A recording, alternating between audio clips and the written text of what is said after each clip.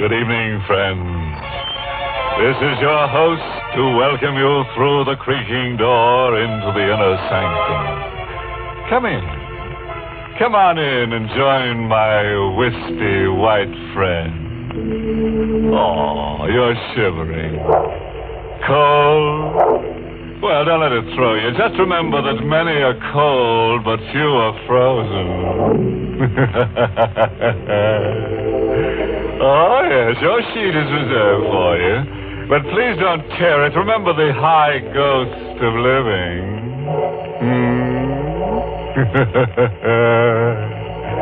Now, if you've got some time to kill, let's kill it.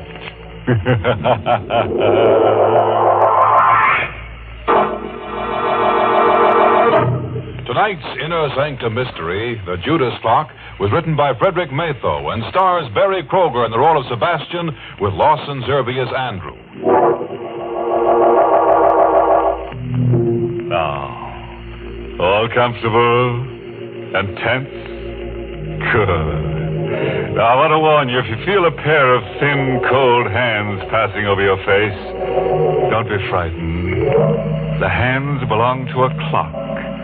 A monster called Cleopatra's clock. It's a very unusual clock. For years, it's been giving people the works. The story is really the story of Sebastian Packer. Since this clock can only murder, since it can't talk, we let Sebastian speak for it. I'm a clockmaker. I carry on the profession my father taught me in London. I like clocks, all that is but one. For 30 years, I've looked for a certain clock and a certain man. The clock is known to collectors as Cleopatra's clock. The man I swore to kill when, as a boy of 14, I closed my father's glazing eyes and wiped the froth of blood from his lips. Last night, I found Cleopatra's clock. Tonight, I may have found the man. I'm told you're an expert clock repairman, Mr. Packer, madam.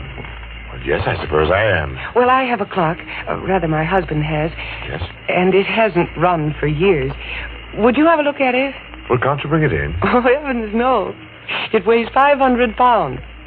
One of those huge marble things. Italian Renaissance, I'd say. Marble? Italian? Could you describe it further? Well, it's rather unusual. Black marble, heavily carved with strange Egyptian characters. The ivory face has a beautifully etched scene on it, but it's a gruesome one. Gruesome? What kind of scene? It's a picture of a woman, a beautiful woman, and she's holding the limp form of a young man in her arms. Yes. It's ghastly. Cleopatra's clock. I knew without seeing it why the clock wouldn't run. It had been built in Italy for a prince of the House of Savoy in 1598. He conceived the clock when he discovered that his family treasures included 40 gold coins minted by Cleopatra and an Egyptian parchment. A parchment describing in horrible detail the death by poison of Cleopatra's young brother. The 40 gold coins were those Cleopatra had given a trusted servant to administer the poison to her brother. The writer of the parchment had slain the servant for his treachery and carried the coins with him to Rome. The Cleopatra clock was made to run only when the 40 gold coins were in place in the clock's hollow weights. 20 in each weight. And the coins had been in my possession since the day of my father's death. Well, Mr. Packer, can you fix it? What? Oh, sorry. Daydreaming. Yes, of course. Does Mr. Arnold. Does Mr. Arnold know that you're having the clock repaired? No, we've only been married a few weeks, and I'd like to have it working when he comes back to town tomorrow. Sort of a surprise. I see. I'll be there in half an hour, Mrs. Arnold.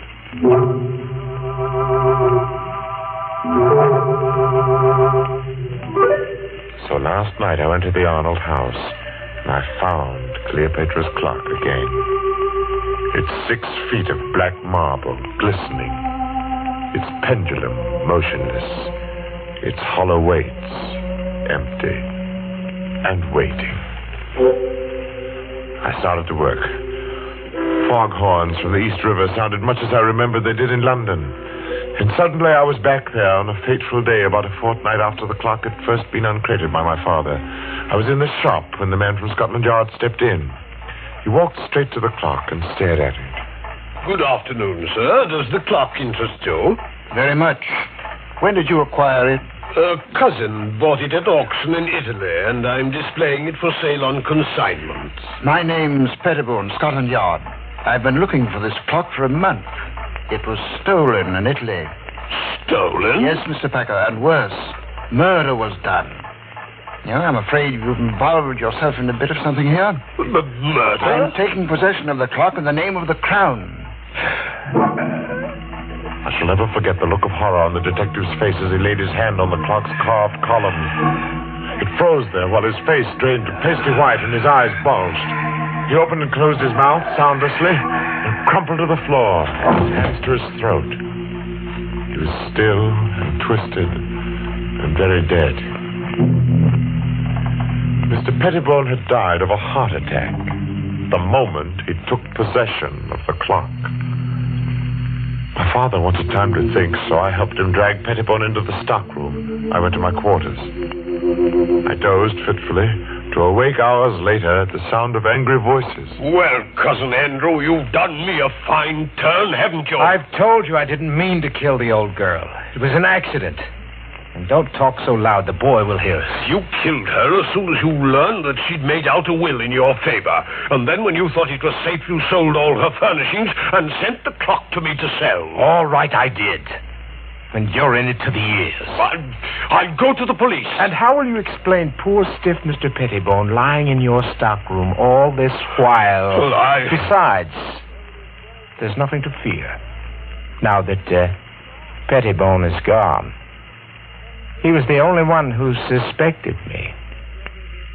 Now, you're the only one who knows. I'll crate this cursed black monster tomorrow, and you leave with it. And will you also crate Mr. Pettibone? Oh. Look, I have a plan. Here, sit down in this chair right here. And I'll show you how we can solve the whole thing. My young heart beat with a wild dread as I listened. I could only see Cousin Andrew's back, but I could see Father seated dejectedly in the chair near the black marble clock, his head in his hands. It was midnight. All the clocks in the shop began striking the hour, and louder than all the rest was the chime of the evil clock. If only then I'd known, I might have done something. 8, 9, 10, 11, 12. And before my horrified eyes, the heavy marble piece leaned slowly from the wall and crashed across my father's back. Cousin Andrew stood facing my father as the clock pinned his frail form in the crushed chair. It choked him. He made little, pitiful sounds, his eyes begging for life. But my cousin Andrew just stood his back to me and watched. Thundering sinners, you die hard. Then Cousin Andrew ran from the shop, crying for help, and claim an accident. I raced into the shop. My father was dead. I choked back my tears. I closed his poor, staring eyes. Then, for some reason, I thought of the coins in the clock's weights. I took them and I ran from the shop. The blood-stained gold pieces jangling merrily in my pocket.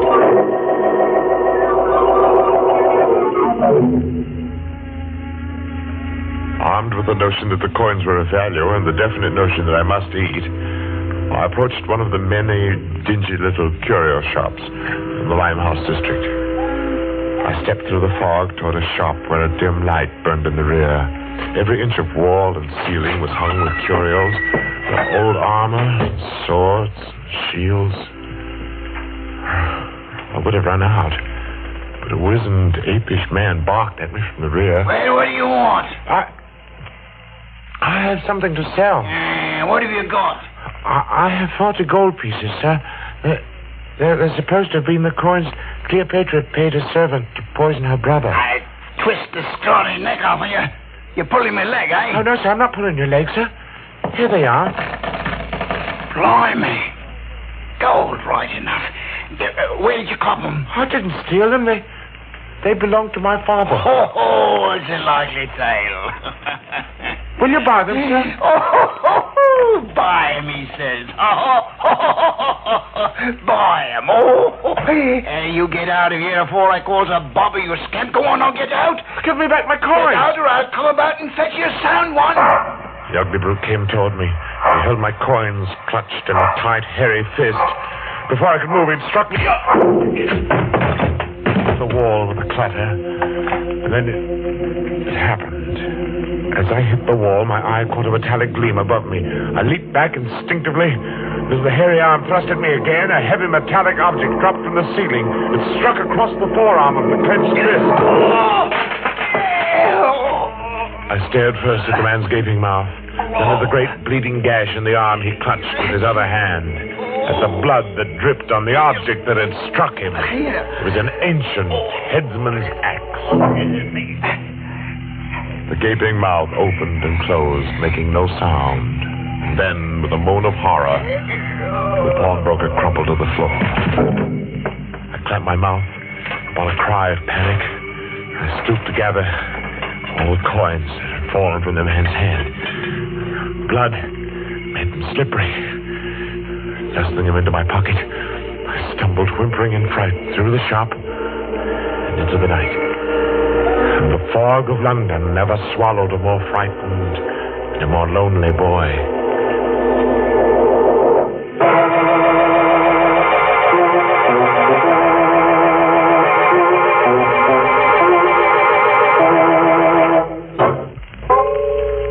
I hadn't touched those horrible coins since the day the storekeeper's wrist had been cut by the falling headsman's axe. By now, I half believed the legend that evil followed them. I began to feel that the only way I could escape their curse was to find the Cleopatra clock and put the coins back in the hollow weights where they belonged. One day, as I read the notices in the Times, my heart skipped a beat. Auction of clocks at Chopin Place auction rooms, Saturday at 7. Rare items, one of them. Fine Italian Renaissance piece of black marble. Rare treat for collectors. Come early.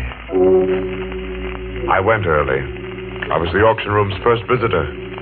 At the rear of the shop, a balding, dim-lit-eyed man looked up, appraised me as poor in prospects, and turned back to his paper. I felt the 40 gold coins in my pocket as I sauntered casually towards the black, gleaming clock.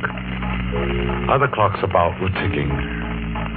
Only the pendulum of the Egyptian clock remained motionless. As I cautiously opened the glass door of the clock to reach for the hollow weights, I seemed to hear my father's words again. It's an evil clock, son. Evil as Satan himself. I reached for one of the weights, my intention being to unscrew the cap of the weight quickly and to replace the coin. But I saw something I'd never noticed before. Directly beneath the right-hand weight was a small, round, flat bit of metal set into the floor of the pendulum box. It startled me. I looked over my shoulder towards the man in the rear. He was watching me. I had the unhooked weight in my hand within the clock. I'd have to work fast now to replace the coins. My fingers were sweaty with excitement. The weight slipped. It fell directly on the metal piece beneath it. I say, what are you doing there? Let me! I paid no attention to the man now coming toward me, because something was happening within the clock. A whirring sound of wheels turning perhaps. And then in open-mouthed wonder, I watched the supporting panel in the front of the clock suddenly start to rise on hinges. The clock was off balance. The clock moved forward ponderously, and I stood there transfixed in the path of a black marble monster. Falling! Look out, you idiot! I jumped to one side. Idiot! Bender! Waited for no more. I ran for the street. Help! Thief! Police! Coins jangled merrily in my pocket as before. I was where I had started, only as I ran, I knew My father had been murdered, and I knew how. And I knew who had done it.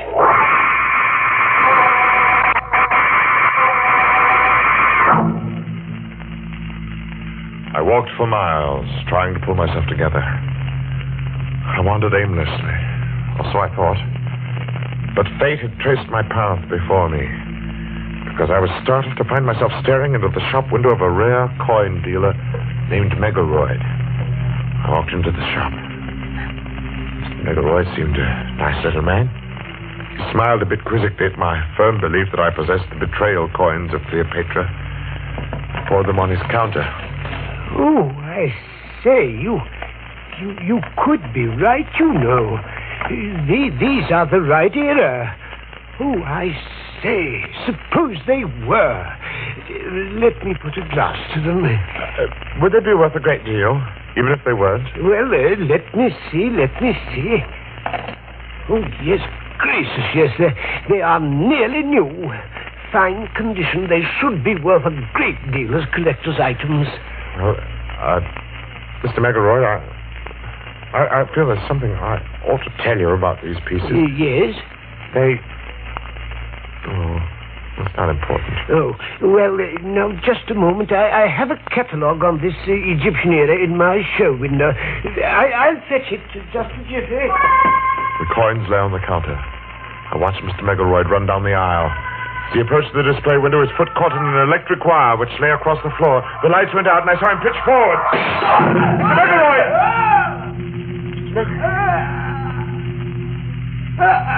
The street light peered through the broken plate glass. It made across a grotesquely sprawled form in the shop window.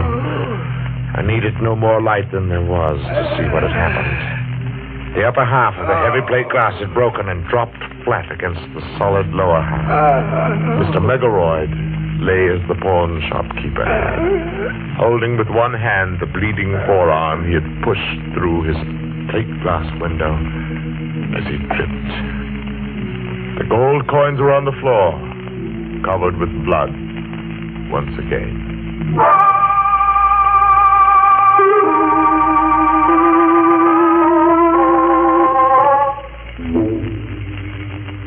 And tonight, I will find out if Mr. Arnold is Cousin Andrew. If he is, I shall feel no remorse in killing him. While working to repair the clock last night, I discovered that my father's accidental death had been a well-conceived, diabolical murder. If the right-hand weight was heavier than normal, thus reached the floor of the clock on the 12th stroke of midnight, it tripped a trigger, which collapsed the base of the clock and caused it to fall forward. My father had died on the 12th stroke of midnight. Have you finished, Mr. Packer? No, Mrs. Arnold. I'll have to come back tomorrow night. What time do you expect Mr. Arnold tomorrow? Oh, about 11, I'd say. Will you be finished by then? Well, I think so. I'll have to take these weights to the shop with me, though. Something has to be added.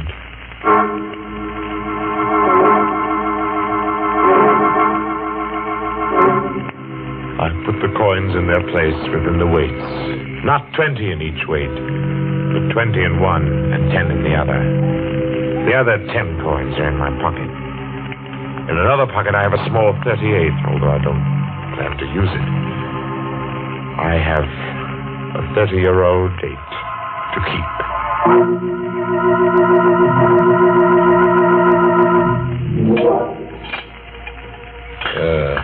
Think you'll have it fixed in time to strike midnight? Oh, yes, Mr. Arnold. It will strike at midnight. There we are. Weights are in place now. And it's exactly 5 minutes before midnight. I set the hands, and then just a little show on the pendulum. So. And Cleopatra's clock ticks again. It wakes from a 30-year sleep, eh? Cousin Sebastian? Cousin? Well, that's what I wanted to tell you. My wife told me your father owned this clock in London. Yes. Then I was your father's cousin. So you are Sebastian Packer. The little boy who ran away that night. You were Cousin Andrew. Yes. But seriously, I don't know how much you know of that horrible night when your father was killed. I know the clock fell on Father. I heard the sound from my room. I was frightened. I came down the stairs later, in time to see them carry Father away. He was all covered up. Well, that was why I didn't find you in your room afterward. It happened so fast. Yes. We were sitting, talking. The clocks in the store were striking 12. Suddenly, the base of Cleopatra's clock seemed to cave in, and... I know. I bought the clock at an auction a few years later. Sentimental, I guess. Had it all fixed. It's good and solid now. I saw to that. Yes. Well, I think I'd better run along now, Cousin Andrew. Oh, nonsense. Let's make up for lost time and get acquainted. Well... Come now. I have some fine old port from England here. Sit down a while. No, not that chair. This one's a lot more comfortable. Oh, very well. It's a funny thing when you work with clocks as long as I have. You get to be quite philosophical about time. Oh, is that so? How? Well, here I sit by the big clock, just as my father said 30 years ago. Do you know how many seconds ago that was, Cousin Andrew?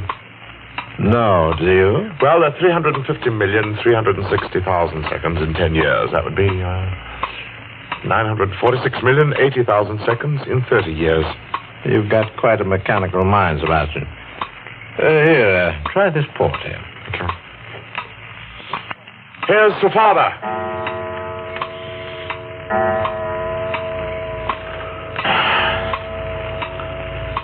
What's the matter, Cousin Andrew?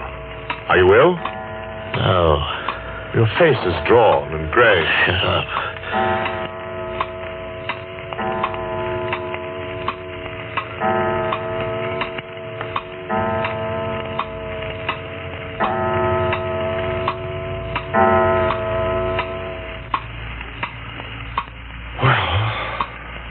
Andrew, it's late. It's after midnight. Better go. I say, you do look awfully ill. Not that I don't care. Thundering sinners. Where are you going? Don't go. I must go, Cousin Andrew. I told the patrolman near my shop that I would like him to meet me at 20 after midnight. The patrolman? Yes. But here, sit down and relax. Take my chair. It's more comfortable. You're shaking like a leaf. You just sit quietly. I'll see myself out. Thundering sinners. Good night, Cousin Andrew.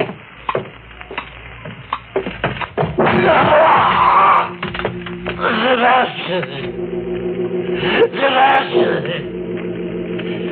Get it out! Get the clock on me! You die hard, too, don't you? It was just a matter of timing. I set the hand a minute fast, and the weight didn't touch your clever little spring device till just now, because it's lighter by 10 pieces of blood-stained gold from the coffers of another murderer, Cleopatra.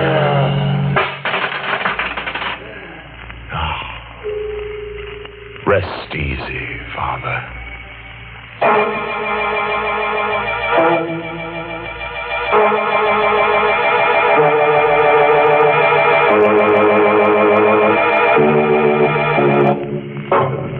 And a fine chime was had by all.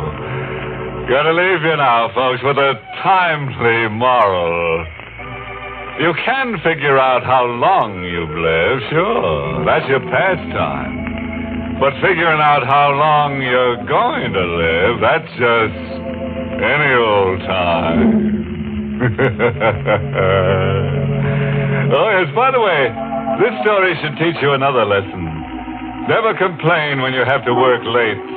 Remember that overtime is certainly better than undertime.